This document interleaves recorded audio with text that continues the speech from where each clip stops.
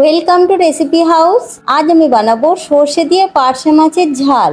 সর্ষে দিয়ে পার্শে মাছের ঝাল বানাবার জন্য আমি এখানে 300 গ্রাম মতো পার্শে মাছ কেটে পরিষ্কার করে ধুয়ে নিয়েছি। এবার এতে দিয়ে দেবো হলুদ গুঁড়ো আর নুন।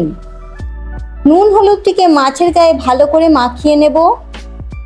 এরপর মাছগুলিকে ম্যারিনেটের জন্য 10 থেকে 15 মিনিট রেখে দেব। 10 থেকে 15 মিনিট পর মাছগুলিকে ভাজার জন্য একটি কড়ায় 20 থেকে 25 ml মতো তেল গরম করে নিয়ে একে একে পার্শে মাছগুলিকে দিয়ে দেব। মাছগুলির এক পিঠ লাল হয়ে ভাজা হয়ে এলে উল্টে অপর পিঠটিকেও ভেজে নেব।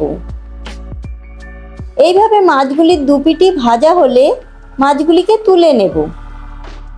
এরপর মাছ ভাজার গরম তেলে দিয়ে দেব হাফ চামচের একটু কম কালো জিরে। কালো জিরেটি ভাজা হয়ে এলে দিয়ে দেব হাফ চামচ করে হলুদ গুঁড়ো আর লঙ্কা গুঁড়ো। তারই সাথে দিয়ে দেব সামান্য জল। জল দিয়ে মশলাটিকে ভালো করে কষে নেব। মশলাটি কষানো হয়ে এলে দিয়ে দেব 4টে চিড়ে রাখা কাঁচা লঙ্কা। তারই সাথে দিয়ে দেব 4 থেকে 5 চামচ সর্ষে বাটা আর পরিমাণ মতো নুন। এই সব কিছুকে নেড়ে নিয়ে দিয়ে দেবো 100 থেকে 150 ml জল। জল দিয়ে গ্রেভিটিকে ভালো করে নেড়ে নেব।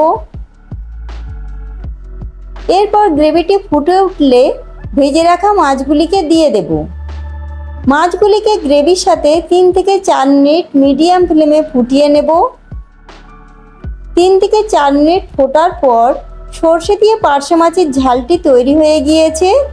এবার এটি পরিবেশনের জন্য একদম রেডি। যদি আমার তৈরি রেসিপিটি আপনাদের ভালো লেগে থাকে তাহলে ভিডিওটিকে লাইক এবং শেয়ার করবেন। এই রকম সুস্বাদু রেসিপি পাওয়ার জন্য আমাদের চ্যানেল রেসিপি হাউসকে সাবস্ক্রাইব করতে ভুলবেন না।